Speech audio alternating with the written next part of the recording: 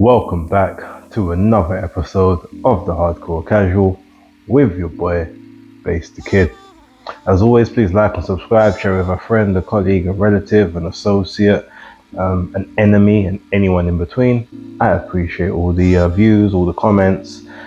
Now, we all kind of know this weekend has been a rather monumental one, There was controversy last weekend. It seems like this weekend has actually trumped that, but that's purely because this is a weekend of multiple high-level competitors.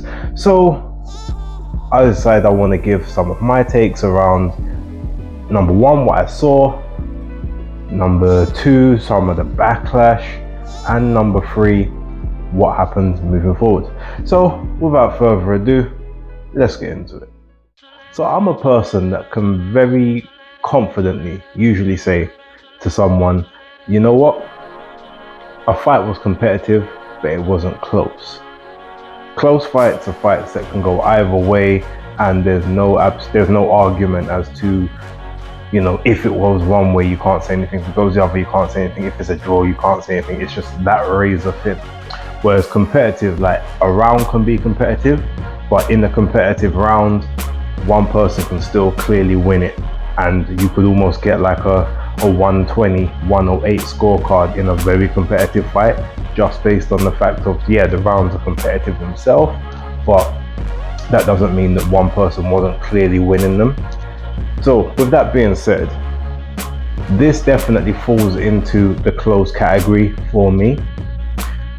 But what I will say is I didn't really have much issues scoring. I've gone back several times now. So the very first time I watched the fight, I scored it was 115-113 to Devin Haney.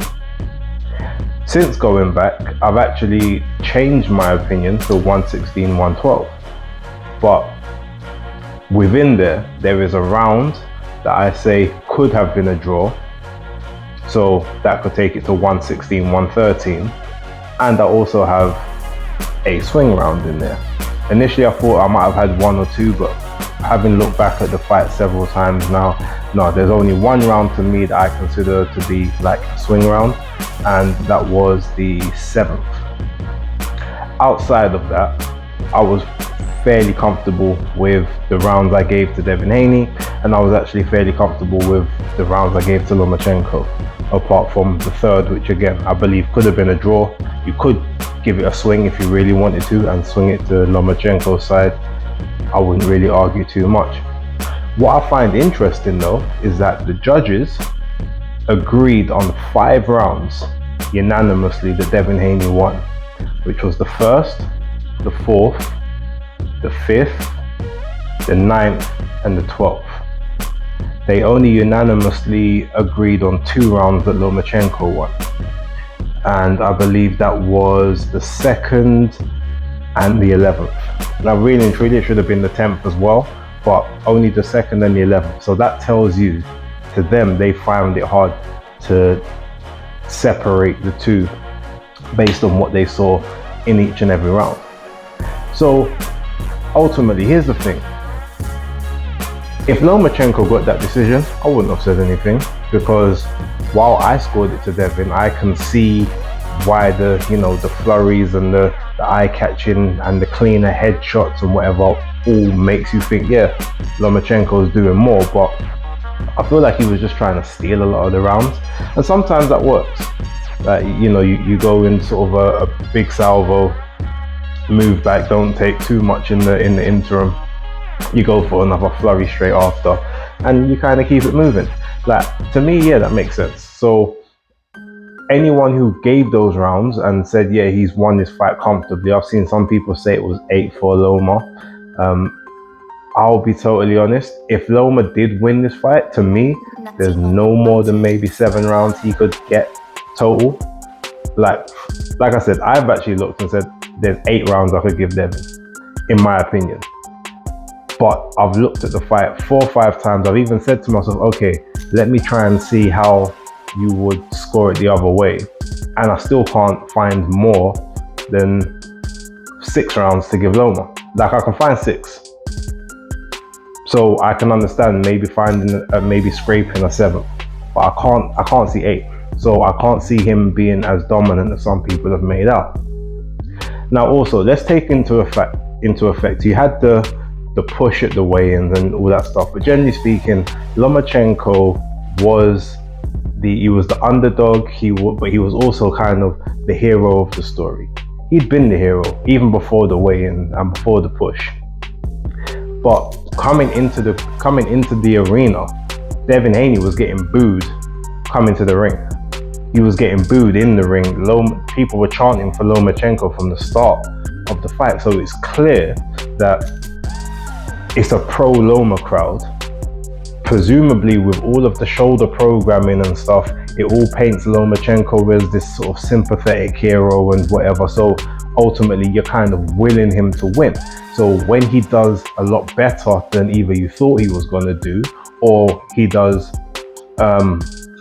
or he looks as if he's like winning sort of the moments, or he's winning the arc of the fight itself, you're cheering for him. You think, yeah, he's got this in the bag, because everyone said that, Devin Haney was just gonna manhandle him and push him around the ring and and he just wasn't going to be able to do anything. And then he showed you, he still rolled back the years and had the grit and determination and all that sort of stuff. So you say to yourself, he's got to have won this because he went against all the odds and blah, blah.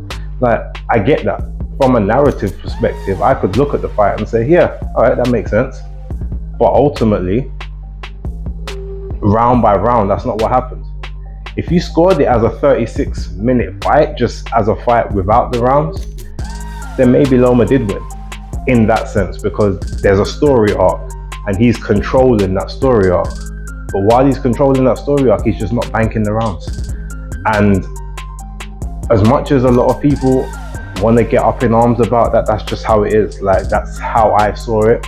I'm not going to tell you you're wrong if you saw it differently, but conversely, I don't think that I should be vilified for having a difference of opinion. Like, consensus, whether the consensus tells you that Loma won the fight, the fact that I didn't see it that way, and the fact that I scored it very much closer to how the judges scored it than others, to me, I mean, look, it makes perfect sense. Look, ultimately, what did they say? You have to. Now, while I don't necessarily agree with this, what did they say? You have to take belts from the champion. I don't think Loma did enough to take the belts. He maybe did enough to nick a decision, but he didn't do enough to take the belts. So that being said, it just tells you that there was more he could have done. The fact that he said that he even gave up the 12th round because he felt that he was already in control outside of that, that's not the mentality you're supposed to have. Like, you're always supposed to be thinking that you're either down on the cards or this could be close. I need to secure every single round. Especially if you've quote unquote taken some rounds off at the start to have a look, to try things, to see if they work. Like, you definitely need to make sure every round towards the end you bank those. And that's something that someone like Alexander Usyk does. He will be competitive in those first rounds, but he makes sure that when it comes to the middle stage and the end of the fight, he finishes strong. You don't take any rounds from him from about round 8 onwards. 8, 9 onwards, those rounds, he banks all of those, and he's competitive throughout the first half of the fight as well, just to make sure that even if people want to say, it could be close, like, he's done enough to bank at least 7 or 8 rounds on the cards.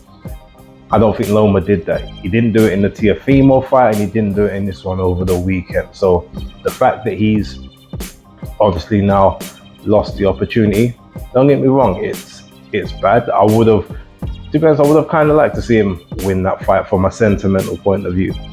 But I like Devin Haney as a fighter. I like Loma as a fighter. I like Shakur as a fighter. So I don't really have a dog in the race like that. But I'm just calling what I saw. Okay, so now let's talk about moving forward, what happens with both guys. Now, as we saw, obviously there was Shakur Stevenson was in the ring. You guys seen the picture. It's probably gonna be the thumbnail here, and like, you're gonna see Shakur's out here looking at Devin like food. But I also see it from a perspective of, at the end of the fight, you had Shakur basically saying, Loma won that. He said that he was predicting Devin would win at the start, but Loma won that 8-4. He got robbed, blah, blah, blah. I've said from the start, I feel like those comments were in bad faith. Not necessarily because maybe he doesn't believe that, but ultimately, him saying that, number one, is a big partisan Loma crowd, so that kind of is going to get him on side with the people. So tactically and strategically, it's that. But also, the fact that he was basically guaranteed to fight Lomachenko next in the event that Lomachenko won, he had the instant crack at undisputed at 135. He doesn't have that instant crack with Devin, because everyone knows, more than likely, if Devin can't get a tank fight, because that's the only fight he's going to stick around 135 for, really. If he can't get that tank fight, he's moving up. And to be honest, he could probably still say to Tank, yo, fight me at 140. You don't care about belts anyway, right? So it doesn't matter if undisputed is not on the line. You fought Ryan at 136, so you fight me at 140 or something along those lines. Now, so Shakur knows that regardless of whatever happens, he's not fighting for undisputed next. I think he's the WBO mandatory, so he's got rights to that belt, so he's got rights to a title fight. But Devin will vacate that. He'll vacate that one. He'll probably just move up and say, yeah, the money's not right. Or he might vacate that one, hold on to the others just for a little bit until he decides what his next move is, and then just decides to move up, take a couple soft touches at 140 to get acclimated to the weight, to the, to the job, to the task at hand, and then go into a big fight afterwards. I definitely don't see him fighting Shakur next, and I think Shakur knows that, which is why he basically went on a quote-unquote charm offensive in the ring. So yeah, I don't think it was in good taste for that, for that to sort of take place the way it did. Also, I mean, I guess if he's supposed to be the next opponent, the next challenger, there's no reason for you to be asking him his opinion on how he scored the fight, because that's not relevant at that point. What's relevant is building towards the next one. If you're now saying, Lomachenko should have won, then that doesn't really sell the fight for you to have with Devin next, if that's the case. Unless the plan is always for Shakur to have fought Loma next, regardless of whether Devin won the belts or Loma won the belts. Because then that would make sense. Oh, sympathetic. Okay, well, Devin lost, like Lomachenko won, but don't worry, I'm gonna face Lomachenko and then I'm gonna beat him properly. So you guys can see I'm gonna give him his redemption, but I'm gonna take the real victory from him, and now you gotta come see me next and run that narrative. So I kind of see it both ways. That being said, I've said for several years, there's videos all over the place of me saying it, Devin needs to move up. He's too big for 135. He's killing himself to make the weight, and he would, to me, would be impaired fighting Shakur Stevenson at 135 right now. Even Tank, like Ryan, anyone, basically he's not as effective to me at 135 as he could be moving forward. So I'm not saying I don't want him to fight these men. I want him to fight all these men, but all of them are going to be moving up sooner or later. I want him moving up now. I want him to be healthy, so that when these fights come down the line, there is no excuses about, I was weight drained, or yeah, I didn't have the same stamina. Look, you guys know how hard it is for me to make this weight. It's killing me. Like, he even said that in victory. Like, you guys know how hard it is for me to make this weight. Yeah, we know, we see. So therefore, it's like, we don't want that to be a hindrance to you performing at your best, so we can see if you're actually as good as we think you are, or if you're not. So quite frankly, I want him and Shakur to fight at 140 or 147, because they're both going to be up there at some point. They're both definitely going to finish their careers at 154, potentially even 160, but more than likely 154, guaranteed. And if I was Devin, the only way, I said this on the Undefeated podcast yesterday, the only thing he can really do to try and save face now in terms of ducking a Shakur fight for the time being, outside of, look, just I can't make the weight, which people will understand, but they'll still call it a duck. even though because they want him to literally kill himself on the scales and then be a shell of himself in the ring. But outside of that, if I was him, I'd be like, you might be mandatory, but you ain't earned this shot. The mandatory ain't been called yet. So until the mandatory is called, you best do something else. Like, you need to put in more work in the division. I've been at this division for 8 years, grafting, like taking B-side, you know, being disrespected, you know, finally to get my comeuppance, for you just to come up here and feel like you're going to take this from me. It doesn't work that way, especially when you ain't even a champion. Like, you're unprofessional. You lost your belts on the scales. You didn't even think enough of yourself and enough of the sport to get down to the weight you need to get down. Look how hard it is for me to make this weight. But yeah, I make it every single time because I respect the sport and I respect the code. You don't. You came in 2 pounds overweight in your last fight and didn't even bother to try and take it off. So, well, not your last fight, the fight before. But yeah, point being, you moved up as a challenger. You weren't a champion when you moved up. Like, you had no belts to your name. You had no recognition outside of being a skilled fighter or whatever. If I was him, I would throw all kinds of narratives out there to make people say, oh yeah, you know what, maybe he does need to earn it a bit more, because yeah, we're just going off of the eye test. Yeah, he's a 2-division champ, but who did he beat down there? What was their real track record? Okay, well, I need to see how he looks up here with these guys, because ultimately that's kind of how it went with Lomachenko, right? And to a lesser extent with Tank Davis, but we won't really talk about that. But you know what I'm saying? So if I was him, I'd run all those kind of narratives to say, boy, this is how it's got to be if you want that belt, if you want the shot. And then as soon as that mandatory gets called, he's going to vacate that belt and then move up. But I'm pretty sure they're going to be looking for the deals right now. As an undisputed champion, they're going to be going into deals like, who's got what? Now, apparently, Paulie Malignaggi seems to think that they've already re-signed the Top Rank for a 2-fight deal 2 days before the fight occurred. I don't know if that's the case. If that is the case, then that's going to throw even more credence to the quote-unquote robbery talks for the Lomachenko decision. But that's something that we will have to sort of wait and find out about down the line. But yeah, look, they best get into those talks now. The Zone with obviously Top Rank, PBC, like, okay, what have you guys got for us? We want 2 fights, we want 3 fights, blah blah blah. And then as soon as that deal's secured, say, okay, well, this is what you have if you're the champ, this is what you have if you don't, this is the numbers we've done. I'm sure they're probably gonna have to wait for the pay-per-view buys. As soon as that's done, boom, we want a deal. As soon as that deal comes in, okay, now we vacate the belts because we're sorted. But yeah, look, we'll see what happens with that. Speaking of Paulie Malignaggi, real quick, I don't know where this newfound like race baiting from him has come into play. Obviously, I know where it kind of started. He was talking about the African American fighters aren't the standard anymore. It's now the Eastern European fighters or whatnot. Now, that I didn't even mind him saying, because at the time you could say it was kind of factual if you look throughout a lot of the weight classes.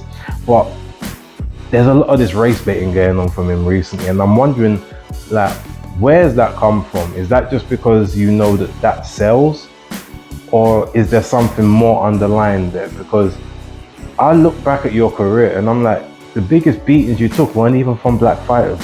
So where's this hostility and this anger coming from all of a sudden? And anything he says about Devin Haney, and I don't really listen too much to, because I know that he's never liked Devin and Bill from day dot when them man did nothing to him. So I don't really understand sort of where that kind of vitriol comes from. But yeah, it's not something I'm going to spend a lot of time on. But yeah, it doesn't really sit well with me. And like, kind of, if we can leave that out of there as much as possible, especially at a time when it's not even really necessary, saying, oh, the only people who are supporting Devin are the ones who just wanted to see the white boy lose. And that, yeah, that's nuts. That's totally nuts. But there's people that I know who thought Lomachenko was going to win that said that Devin won, and there's people that thought that Devin was going to win that said they thought Lomachenko won. So that to me is just, and again, it's an asinine comment which has no grounding in reality apart from just stirring up controversy and clicks. But yeah, look, I'm going to leave it there. Videos are going to be very sparse, and they're probably not going to be of the same the same format as usual. But thank you guys very much for watching. Again, please like and subscribe. There will be basis picks out on, it will either be Thursday or Friday, guaranteed. Another weekend wrap after that, and then same format following for the next week until I'm back in the UK. But until then, thanks for watching, and that's Base out.